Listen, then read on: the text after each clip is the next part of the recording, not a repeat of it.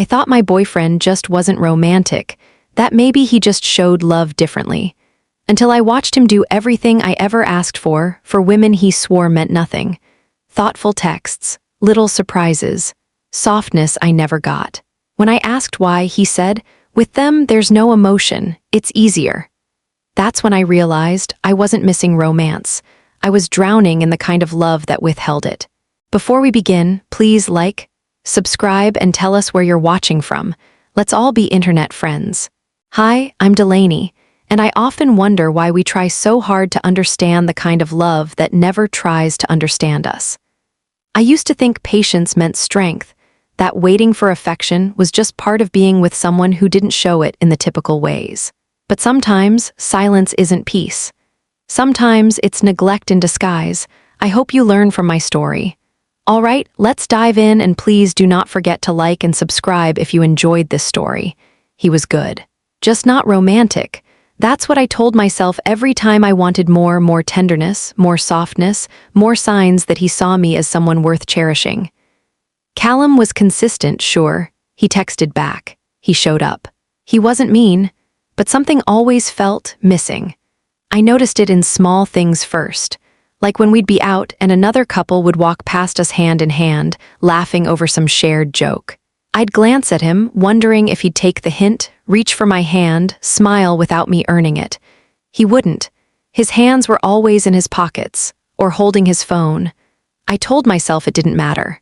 At night, I'd tuck myself against him on the couch, craving closeness, and he'd stay stiff, polite, but uninviting. Not cold, just not warm. He'd make space when I pulled away, but never reach for me again. That's just how he is, I thought. Quiet, steady. Maybe not everyone shows love with fireworks and poems. Elise, my best friend, saw it differently. "You make excuses for him like it's your job," she once said, sipping her coffee with that half-raised brow of hers. "It's not that he's not romantic. He's just not romantic with you." I brushed her off, even though her words stung. I wasn't ready to face the possibility that love, real, expressive love, might have skipped me. Callum was never cruel, never raised his voice. But love, I've come to learn, isn't about what someone doesn't do. It's about what they choose to do, and what he chose was comfort over connection, stability over intimacy. Still, I stayed, because we shared routines. Groceries, a bathroom sink. And some part of me believed that if I could be steady enough, patient enough, loving enough, he'd eventually show me the same softness I showed him. But he didn't. I asked him once, gently over breakfast, if he could start texting me good morning. Nothing elaborate, just a simple good morning, baby, or even morning. Something to let me know I crossed his mind before the rest of the world did. He didn't even look up from his coffee, just shrugged and said, "I'm not the texting type, feels forced." I laughed it off, said, "Yeah, I figured," and stirred my tea like it didn't hurt. But it did, not because I needed the message. I wasn't trying to be one of those couples who post screenshots of good morning texts like they're rare diamonds. I just wanted to feel like he was glad to wake up and remember me. I wanted to feel chosen, not just accepted. The next morning, I left my phone on the nightstand longer than usual. Waited. Nothing. Not even a "you up?" By noon, he messaged about something random, groceries or rent, and that was it. The subject never came up again. He wasn't cruel. He didn't say, "You're asking for too much." He didn't call me needy. He just let the request die. And there's something lonelier about being dismissed gently than being yelled at. You can't even justify your disappointment when someone hurts you quietly. Elise brought it up a few days later. "So, did he text you like you asked?" I shook my head. "He's not really into that stuff." She frowned. "But you are." I nodded, "Yeah." She leaned back, arms crossed. "So why is it always his preferences that win?" I didn't have an answer. I smiled like it didn't matter. Like I hadn't been refreshing my messages every morning for the past week. Like I wasn't training myself to need less, again. 2 years in, and there still wasn't a single picture of us on his Twitter. I knew I shouldn't care. I told myself that a relationship isn't defined by posts or profiles. That love could be private and still be real. But then there was the cover photo. It wasn't just a landscape or some vague quote image. It was her, his ex, laughing with her head tilted back, sun catching her hair. frozen in a moment that clearly mattered once. Still there, still pinned to the top of his online identity while I stayed invisible. I'd noticed it months ago but said nothing. At first, I assumed he'd change it eventually. Then I assumed he'd forgotten. But how do you forget the banner stretched across your own profile for over 2 years? One night, while he was watching a match on the couch, I asked, "Hey, do you ever plan to update your Twitter banner?" He didn't even look up. "Why? I just noticed it still, her." He shrugged, didn't even realize it's not that deep. It's not that deep. I let the silence hang for a second. I didn't argue. I didn't push. I just nodded, even though my throat burned. Because somewhere deep down, I realized it wasn't about memory, it was about effort. And the effort wasn't being made for me. Later that week, Gwen and I bumped into each other at a cafe. She scrolled through her feed while we waited and laughed. "I love Callum's banner." That picture was from their Greece trip, right? She didn't mean it maliciously. She wasn't even thinking. But in that moment, I realized something. I wasn't a hidden gem he was protecting. I was just someone he didn't bother to display. For my birthday, he got me a bracelet. It was nice, polished, something you'd find behind a glass case in any mall jewelry store. He handed it to me in a velvet box with the receipt still folded inside. No note, no card, no trace of him in the gesture, just the minimum required to mark the day. I thanked him, smiled, wore it to dinner even though it clashed with my outfit, and I told myself it was fine. Because I'd rather have a quiet gift than no gift at all, right? But deep down, I kept thinking about how many little things I'd done for him. I used to write him notes and slip them into his backpack, "Good luck today," or "Your smile makes my mornings better." Once, I stitched a small patch onto his favorite hoodie after it ripped, sewing until 2 a.m. just so he wouldn't have to throw it away. I remembered birthdays, work deadlines, the name of his second-grade teacher because he'd mentioned it once during a sleepy conversation. I remembered everything. And yet, when he gave me that bracelet, it felt like a stranger picked it out. I never got the inside joke mugs. This reminded me of you keychains. No texted memes. No poems. Not even flowers from the street vendor near his office. Just birthdays and maybe Christmas. And even then, it felt like an item checked off a list, not a moment to remember. Elise noticed it too. When she saw the bracelet, she turned it over in her hand and said, "Pretty, where's the card?" I shrugged. "He's not a card guy." She raised an eyebrow. "He's also not a flowers guy, not a texting guy, not a PDA guy, not a surprise guy. Del, when does he get to be a love guy?" I didn't answer, I couldn't. Because all I had was a bracelet and a slowly building ache in my chest that whispered, "This isn't enough." Elise had been patient for too long. She listened when I said he just showed love differently, nodded when I insisted he was trying, held her tongue through months of me defending the silence, the coldness, the polite affection that never warmed.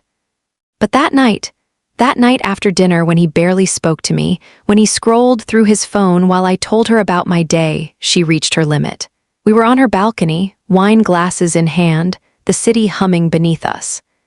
I was mid-sentence, trying to justify why it was okay he didn't celebrate my promotion, when Elise cut me off. "Delaney," she said, not even softening her voice, "you're not crazy. He's emotionally lazy." I blinked, my fingers tightened around the glass stem. "What?" "He's not emotionally unavailable, babe. He's selectively available. There's a difference. And you keep making excuses like love is supposed to be this hard to feel." I opened my mouth to push back, but she kept going. "You're always the one showing up, planning, checking in, being thoughtful. You made him a care package when he had a cold, and he didn't even remember your dentist appointment last week. And you still think it's a love language difference." I looked away. He has a lot on his plate. "So do you. You still remember to love him out loud." Her words hit harder than I wanted them to. I stared down at the balcony floor, blinking too fast. Elise reached over, rested her hand on mine. "I know you want to believe he's just quiet, just different. But you're drowning in silence and calling it patience." The worst part, she wasn't even mad. She was hurt for me. I didn't argue. Not because I agreed, but because I couldn't keep lying to someone who only ever told me the truth. Then one night, he left his laptop open. It wasn't a snooping situation, at least, not at first. He had stepped out to take a call, and I was curled up on the couch, absent-mindedly scrolling through my phone while waiting for our food delivery. The laptop chimed, a soft, familiar sound, and the screen glowed with a preview of an old email thread. I shouldn't have looked, I know that. But I did. Maybe because I already knew something didn't sit right. Maybe because deep down I was tired of guessing how much I didn't know. The thread was with Hayden. Hayden, who he'd mentioned once as a brief thing from before we met. Hayden, who he said meant nothing. Except the thread was full of her name and full of gestures that meant everything. He'd sent her flowers, not once but often. Bright ones hand-picked. He sent playlists, each with little notes. This one reminded me of that night in the car, or hope this gets you through a rough shift. The emails weren't romantic in the obvious sense. There were no declarations of love, but there was care, thought, attention. The kind I'd spent 2 years asking for in subtle ways and never received. I scrolled further. A digital gift card to her favorite cafe. A note about her dog's surgery. A photo of his bookshelf after she'd recommended he reorganize it. Playful banter. Check-ins. That soft, steady kind of presence that makes someone feel held even from a distance. All of it dated long after we started dating. The food arrived. I didn't move. I just closed the laptop. Slowly, quietly, he came back in, grinning like nothing had shifted. What I miss. I smiled back. Nothing you'd notice. And I meant it, the date idea I suggested. He said it wasn't his thing. Too noisy, too trendy, too far.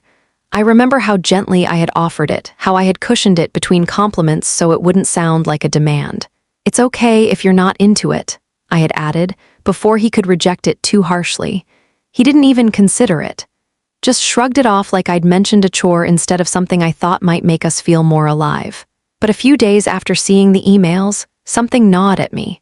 One of Hayden's replies had mentioned a place, the same rooftop wine bar I'd suggested almost a year ago.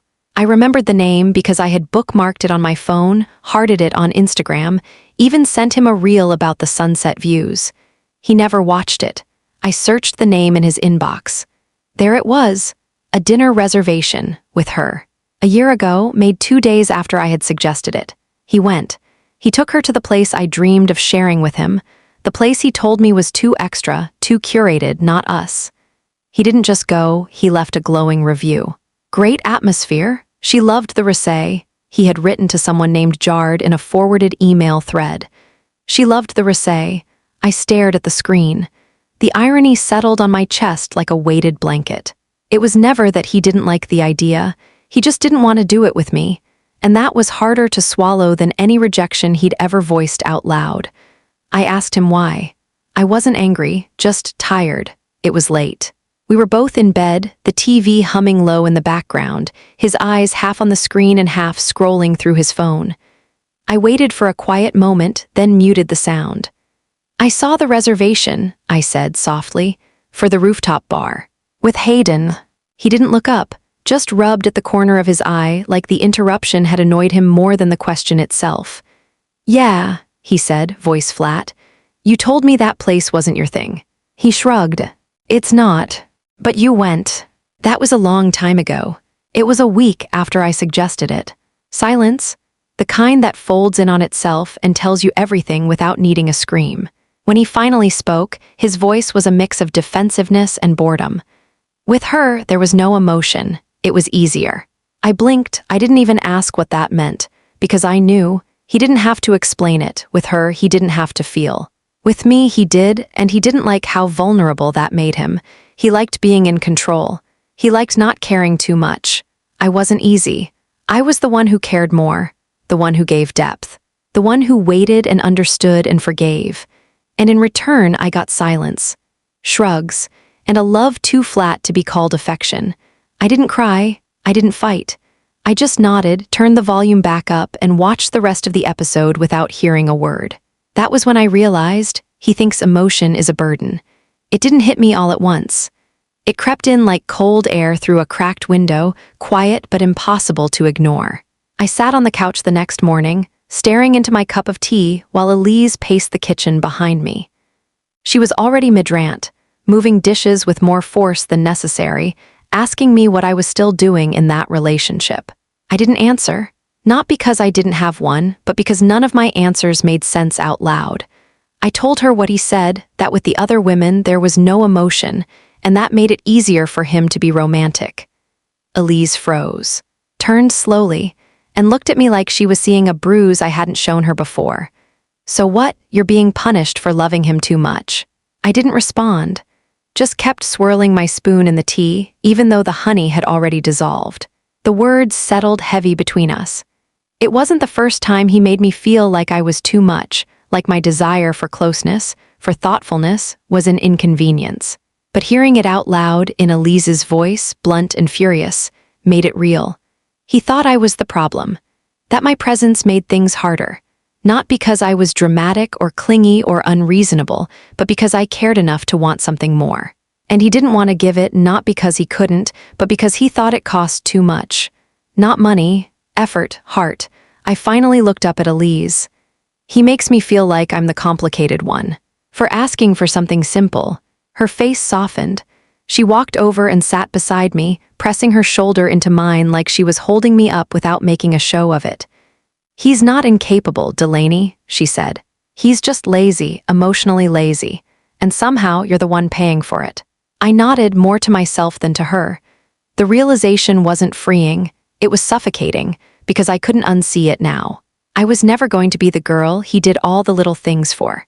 Not because I didn't deserve them, but because I made him feel something real. And he only knew how to perform romance in places where he didn't have to feel anything at all. Gwen tried to defend him. We were sitting in her living room, that pastel, neutral-toned space that always smelled faintly like linen spray and cinnamon tea.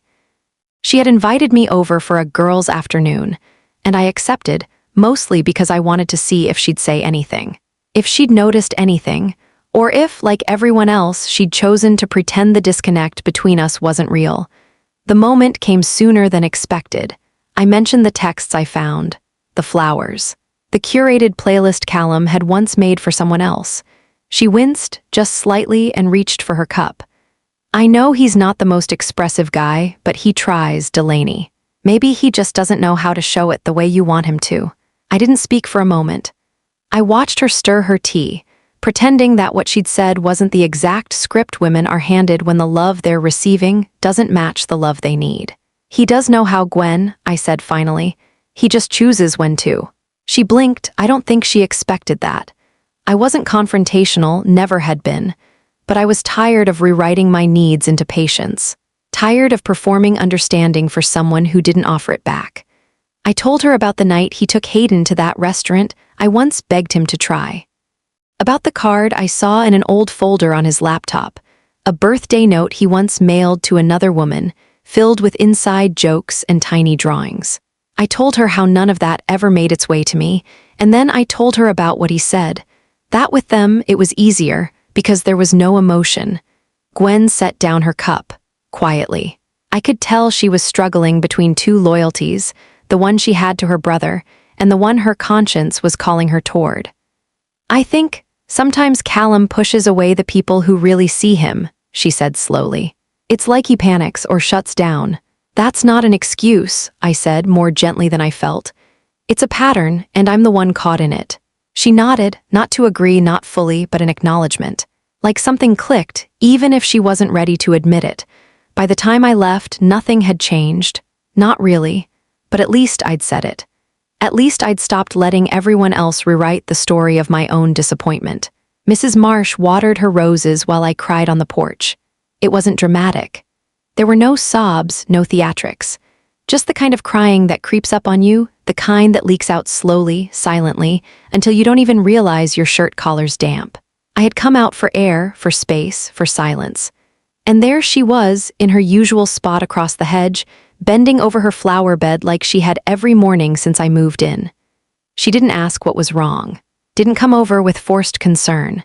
She just kept snipping dead petals and patting soil, letting the weight of the moment hover between us like perfume in the heat. It wasn't until she reached the white roses that she spoke. Just one sentence, no preamble, no follow-up. You don't have to beg a man to be sweet to you. I froze. She didn't even glance up, just moved to the next bush like she hadn't just rearranged something in my chest. And that was it, no advice. No story about her late husband. Just that single truth, offered like a flower clipped at the root. You don't have to beg a man to be sweet to you. I sat still for a long time after she went back inside. That line kept echoing, louder than any of Callum's explanations ever had. I thought about all the ways I had contorted myself to seem more understanding. All the ways I had minimized my needs so he wouldn't feel pressured. I thought about the flowers he never brought, the effort he never gave, the affection I had convinced myself he simply didn't know how to show. But he did, just not to me.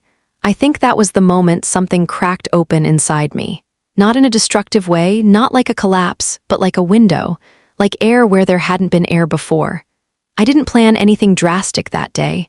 I didn't storm inside or throw out his things, but I did stop waiting. For texts, for gestures, for the romance I kept thinking would one day click into place. I sat on that porch, letting the sunlight hit my face and whispered the line back to myself. You don't have to beg. I started withdrawing. Not to get revenge, just to breathe. It wasn't some calculated move.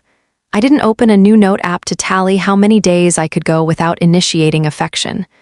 I didn't post vague quotes online hoping he'd catch the hint. I just stopped. Stopped waking up early to press coffee into his hands with a kiss on the cheek. Stopped sending the just checking in messages when his workday stretched long and wordless.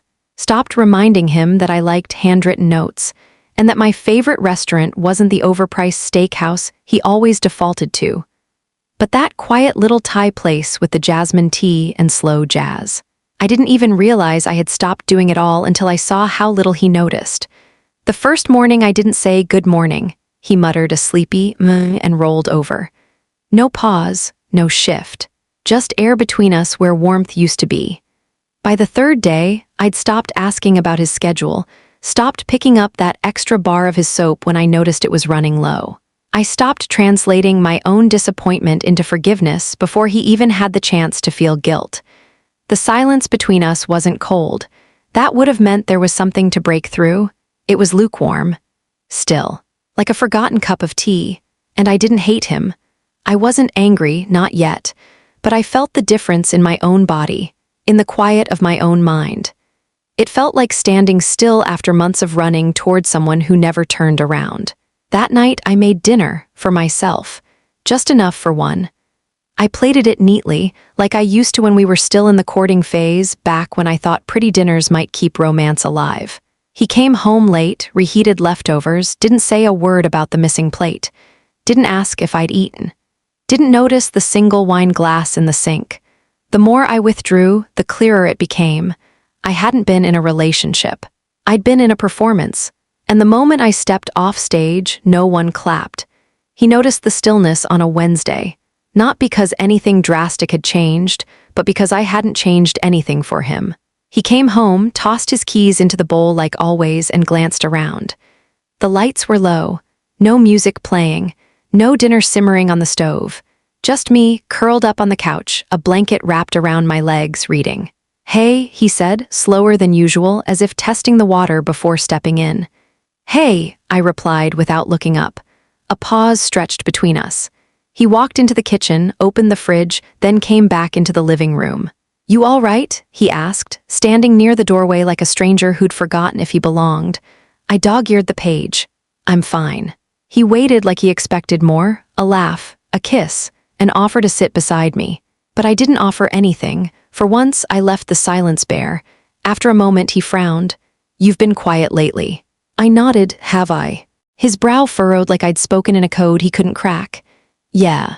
I mean, you're just not as... He waved his hand vaguely in the air, trying to pull a version of me from memory. You're not as... attentive. That word almost made me laugh. Attentive, like a well-trained waitress. I closed the book slowly and looked at him. Really looked. Nothing's wrong, I said. At least nothing you'd noticed before now. He blinked. What's that supposed to mean? I shrugged. Exactly what it sounds like. His mouth opened, then closed again. He didn't push, didn't pry, just nodded stiffly and disappeared into the bedroom, leaving a trail of confusion in his place. But for once, I didn't follow him. Didn't rush to explain. I stayed on the couch, picked up my book, and read the same sentence 10 times without absorbing a word. It wasn't that I didn't want to be noticed. I just didn't want to have to perform pain to earn it. He started overcompensating like a man who just realized the store was closing and he'd forgotten to buy everything that mattered. That weekend, he made a dinner reservation at a steakhouse we'd never talked about, the kind with stiff white napkins and no vegetarian options. I didn't remind him that I'd stopped eating red meat 2 years ago. I just went, smiled politely, and watched him fumble through small talk like he was auditioning for a role he never studied for. He handed me a bouquet of gas station roses in the parking lot afterward. Still in their plastic, no card, no note, just a mumbled, "Thought you might like these." The petals were already browning at the edges. I took them. Not because I was touched, but because I was tired. Tired of making him feel like trying wasn't enough, even when it was so obviously rushed and hollow. He looked at me like he wanted a gold star for effort, but all I could give him was silence. Later that night, while brushing my teeth, I caught his reflection in the mirror. He was watching me from the bed, like he didn't recognize this version of me, the one who didn't gush over gas station flowers, who didn't say thank you with wide, forgiving eyes. He said, "I feel like I'm doing all the right things now, but it's not landing." I rinsed, wiped my mouth with a towel, and met his gaze. "That's because you're not doing them for me. You're doing them to fix something you never thought was broken, until I stopped bleeding for it." He looked away, suddenly very interested in his phone. I turned off the light and walked to bed without waiting for a reply. I logged into Twitter the next morning, not because I wanted to snoop, but because something had been nagging at me. A kind of low-humming discomfort I hadn't named yet. His profile was still the same, still that cover photo of his ex, laughing at a beach bonfire, her cheeks pink from wine or wind or maybe just the way he used to look at her. 2 years. 2 full years with me, and she was still the one on display. I stared at the picture, feeling not jealousy, but something quieter and more cutting. Disbelief. Disrespect. I'd never asked him to make me his whole feed. I just thought I'd at least matter enough not to feel erased. When I brought it up that night, carefully, quietly, already bracing, he blinked like he genuinely had no idea what I meant. "That," he said. "I don't even notice it anymore." I nodded slowly, the words sticking in my throat. He kept scrolling through his phone like the conversation was already over. But I just sat there, still, letting the weight of it settle. "You don't notice the space where I should be," I finally said. He looked up, brows furrowed, defensive already. "It's just a picture." "No," I said, voice low, "it's a mirror." I didn't cry, I didn't yell, I just left the room. The message came late, just past midnight, when the house was still, and my resolve was brittle from too many days of pretending not to care. I saw the notification, recognized the name instantly. Hayden. I almost didn't open it. But curiosity and that old ache, the one that wonders if you were ever the only one, won. It was short, not bitter, not kind, just honest. "He's always been this way, I just stopped waiting." That was it, no warning. No apology, just the truth, wrapped in a timestamp and a tone I couldn't quite place. I stared at the message for a long time, not because I was hurt, but because for the first time I realized someone else had stood where I stood, had asked for softness and received calculation, had mistaken effort for intention. Hayden's words weren't comforting. They didn't give me closure or vindication. They just confirmed what I had started to suspect, that I was never asking for too much. I was just asking the wrong person. I didn't respond. I didn't even screenshot it. I simply turned off my phone, placed it face down on the nightstand, and lay in the dark, letting her words echo. She stopped waiting. I was almost there too. Elise showed up the next evening like she always did, with wine, crackers, and her unwavering ability to say the thing no one else would. I didn't even have to ask her to come. She just knew. I opened the door, and before I could say anything, she raised the bottle and said, "Tonight, we're drinking to clarity." We sat on the floor of my apartment, backs against the couch, a candle flickering between us. She poured the wine and handed me a glass. "I read your face before I even walked in," she said. "You're done pretending, right?" I didn't answer, but I didn't need to. I think my silence said it all. She sipped, then leaned back and exhaled. "You know what hurts the most about all of this? You've been treating him like he's wounded, like he's incapable of giving what you need." She looked me in the eye, not unkind but firm. But he's not broken, he's selective. I blinked, caught off guard by the simplicity of it. He gave those things, romance, warmth, thoughtfulness, to other women. He just decided you didn't need them. Or worse, that you'd settle without them. You've been his emotional landfill, Delaney. The place he dumps the weight he doesn't want to carry. I didn't cry, not this time. Maybe because her words didn't feel like a hit. They felt like a hand, pulling me out of denial. She added softly, "You deserve love that isn't calculated. That doesn't come after proof. That isn't rationed." I nodded slowly, swirling the wine in my glass. For the first time in a long time, I believed her. That night, after Elise left, I didn't sleep. I sat at the kitchen table with a blank sheet of paper in front of me and a pen that trembled in my hand. I didn't know what I was writing at first. It wasn't a letter to him, not exactly. It was more like a purge, a confession to myself. I started listing all the things I'd asked him for over the years, not grand gestures, not diamond rings or trips to Bali. Just the little things that meant something to me, a good morning text, a photo of us, a memory he remembered without me reminding him, a note in my lunchbox, a playlist, a quiet show of affection that told me he saw me. Then I listed the moments I found out he gave them to others. Hayden's name came up more than once. But there were other names too, names from conversations, from comments under his posts, from vague mentions he never thought I'd remember. I didn't write it in anger. I wasn't trying to guilt myself or villainize him. I was just lining up the truth, in black and white. For once, without emotional editing. The list grew, and with every word, the fog in my mind cleared. It wasn't that he couldn't give. It was that he chose not to with me. I folded the letter in half, didn't sign it, didn't plan to send it. I slid it into a drawer somewhere deep where I keep receipts I might never need but don't quite want to throw away. It was never about the gestures, really. It was about how they made me feel, and how his absence of them made me feel, too. I didn't leave in a whirlwind. There was no screaming match, no broken dishes, no dramatic exit where I flung open the door with tears streaming down my face. I just packed. I folded my clothes slowly, one drawer at a time, like I was reclaiming each item.